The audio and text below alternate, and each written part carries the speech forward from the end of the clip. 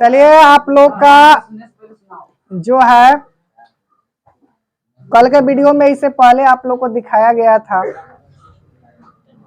तो आज हम जो 1.2 का आज क्वेश्चन नंबर 3 का है, इसमें भी आपको अभाज्य गुणनखंड करना है।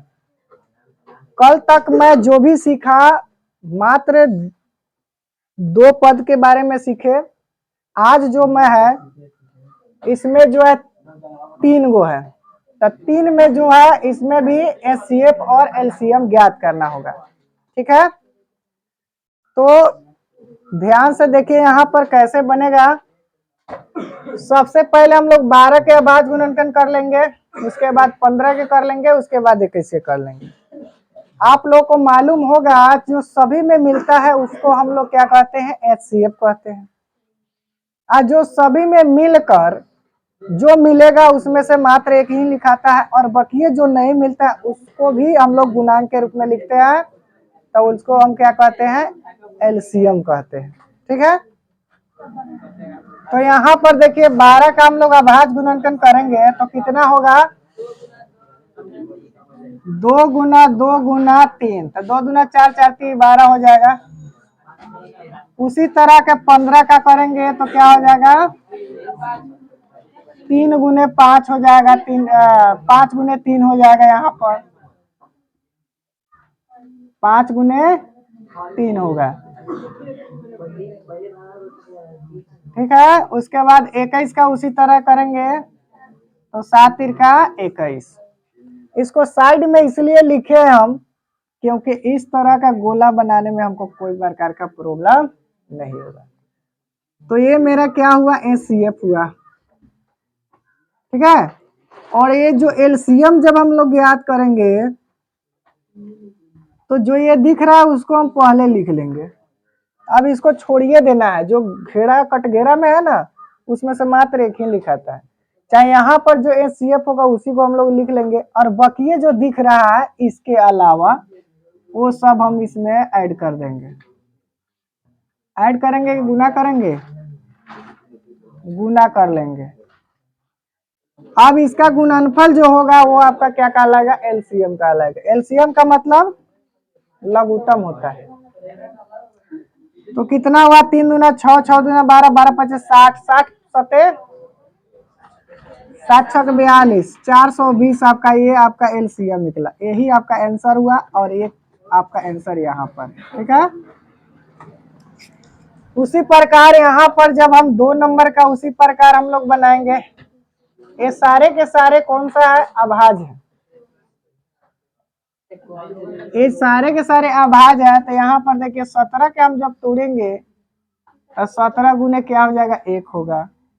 23 को तोड़ेंगे तो 23 गुना 1 होगा, क्योंकि भाग ही नहीं लगेगा। फिर 29 को तोड़ेंगे तो 29 गुना 1 हो जाएगा। तो सभी में एक आपका क्या है, शामिल है। तो मेरा एचसीएफ क्या हो गया, 1 हो गया, और एलसीएम मेरा हो जाएगा 17 गुने 23 गुने 29। ठीक है, चलिए यहाँ पर अब इस तीनों को गुना करके हम लोग को बताइए। तीनों को गुना करेंगे तो 11 33 9, मतलब 11,339 आपका एलसीएम हुआ। ये आपका आंसर एक यहाँ पर हो जा रहा है, और एक आंसर आपका यहाँ पर होगा। उसी प्रकार यहाँ पर 8 का भी अभाज्य गुणनखंड करना है, तो 2 गुने 2 गुने 2, 2 दूना 4, 4 दूना 8, और 9 का अभाज्य गुणनखंड करना है तो 3 गुने 3 होगा। फिर 25 का करना है तो 5 गुने 5। अब इसमें जो है तीनों के तीनों में मिल नहीं रहा है, लेकिन एक तो सबके साथ रहता है, तो एक से हम गुना भी कर लें तो उसका मान में कोई परिवर्तन होता नहीं है, इसलिए इसका एचसीएफ आपका 1 हो जाएगा। और एलसीएम जो होगा 2 गुने 2 गुने 2, 3 गुने 3, और 5 गुने 5।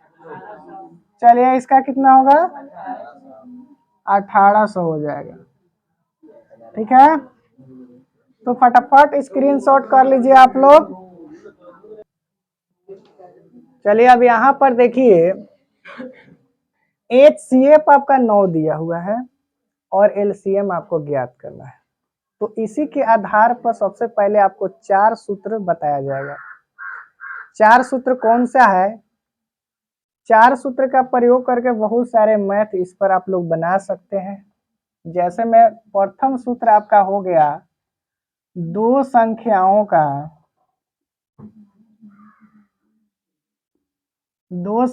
का क्या होगा, गुणनफल। गुणनफल बराबर होता है LCM गुने HCF। ठीक है, ये सबसे आपका मेन सूत्र है। अब दो संख्या क्या होती है, पहली संख्या और दूसरी संख्या होती है। दूसरा प्रश्न क्या है, पहली संख्या, यहाँ पर थोड़ा सा हटा कर लिख लीजिएगा, ठीक है, चाहे हम भी लिख देते हैं। पहली संख्या बराबर क्या होगा, पहले दोनों को लिख लेते हैं, पहली संख्या गुने दूसरी संख्या। दूसरी संख्या बराबर वही होता है LCM गुने HCF।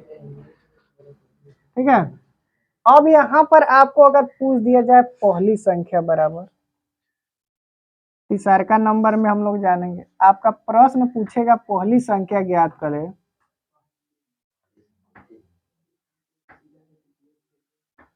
क्या बारे से पहली संख्या बराबर क्या हो जाएगा, LCM गुने HCF, अब बाटा हो जाएगा दूसरी संख्या। ठीक है, अब हमको क्वेश्चन नंबर क्या 4, चौथा सूत्र मेरा क्या बनेगा, पूछा जाएगा दूसरी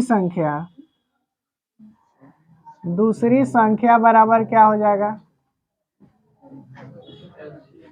LCM गुने HCF, अब बाटा क्या हो जाएगा पहली संख्या।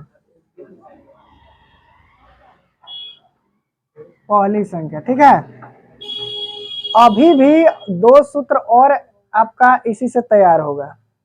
अगर आपसे पूछा जाए LCM बराबर क्या होगा, LCM अगर ज्ञात करना होगा तो क्या होगा, पहली संख्या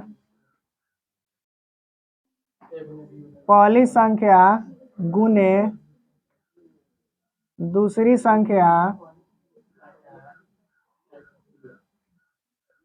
संख्या बाटा क्या हो जाएगा HCF होगा। अब यहाँ पर जो है ना, ये आपका बराबर के बाद है तो गुना है तो क्या हो जाएगा, इसके भाग में लग जाएगा। ठीक है ना, और आपका छठा जो बनेगा, अगर HCF ज्ञात करना होगा तो उसी तरह के पहली संख्या गुने हो जाएगा आपका दूसरी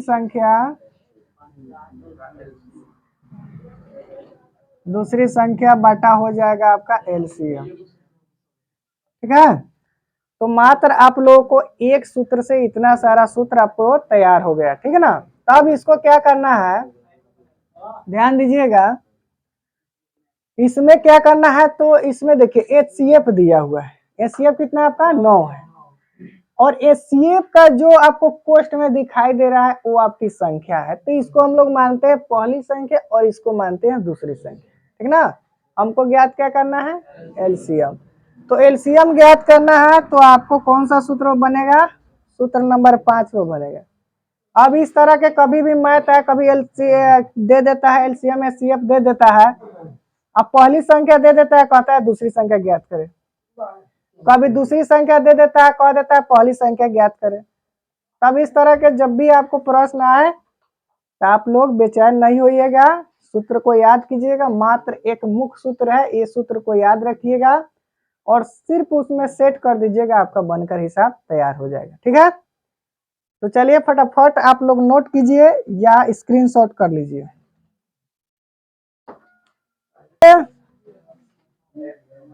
चलिए यहाँ पर ध्यान दो, सूत्र से पहले चलेंगे हम लोग। अच्छा लिख देते हैं, पहली संख्या कितना हो जाएगा, 306।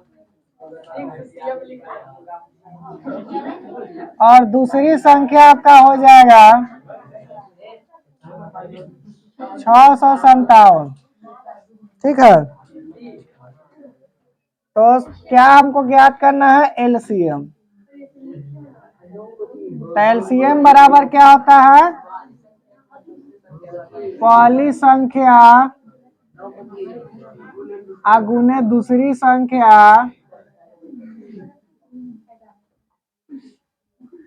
अब बाटा क्या हो जाएगा आपका, HCF होगा।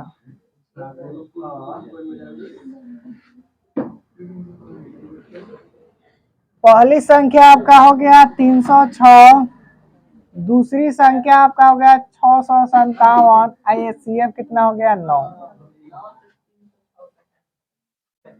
कितना मरतबे कटेगा, 9 से डायरेक्ट कट जाएगा। तो 9 6 34 मरतबे, 9 तिरका 27 और 9 चौका 36। तो 34 गुने कितना हो जाएगा, 657। इसको गुना करेंगे तो कितना आएगा, 22,338। यही आपका क्या है, एलसीएम। चलिए फटाफट उतारिए। चलो ध्यान दो, यहाँ पर इसमें क्या करना है, से जांच कीजिए कि किसी प्राकृतिक एन के लिए 6 पर पावर एन शून्य पर समाप्त होगा।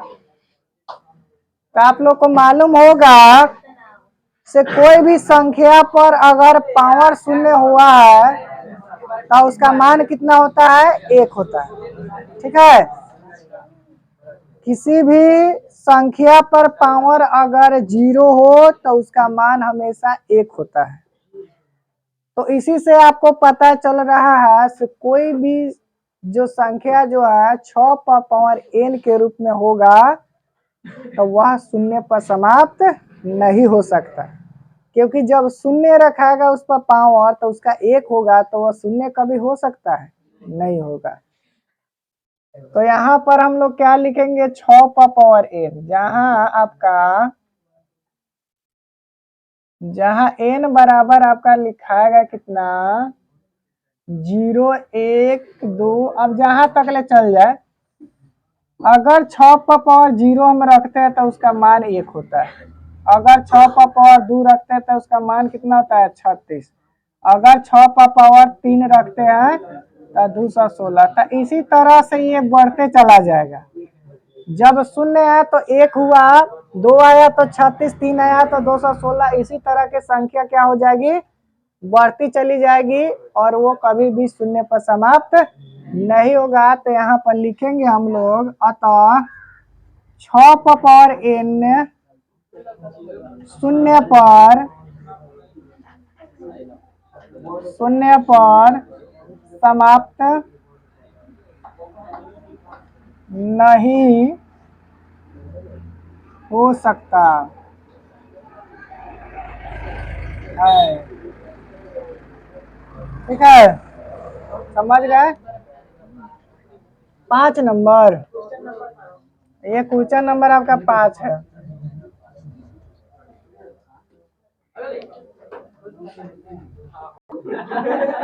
चलो ध्यान दीजिए, यहाँ पर व्याख्या कीजिए कि 7 गुने 11 गुने 13 और प्लस 13। ध्यान दीजिए, 7 गुने 6 गुने 5 गुने 4 गुने 3 गुने 2 गुने 1 और प्लस 5। ठीक है, संख्या क्या है, मतलब इसको भाज है कि अभाज है।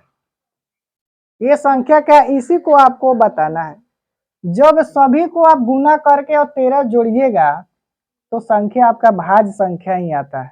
ठीक है, तो वही बात इसमें दिया हुआ है। अंक गणित के आधारभूत से हम जानते हैं कि प्रत्येक भाज्य संख्या अभाज्य संख्या का गुणनखंड है।